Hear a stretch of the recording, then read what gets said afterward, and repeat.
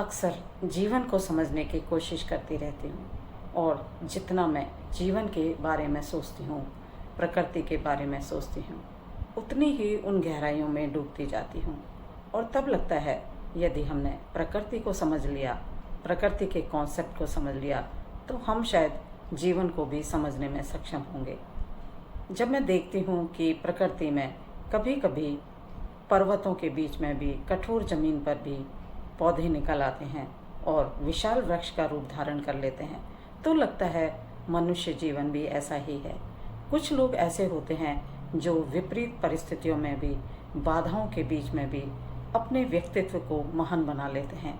उनका व्यक्तित्व भी एक विशाल वृक्ष की जैसे हो जाता है, जिसकी छाया में लोग सहज और आराम से रहते हैं।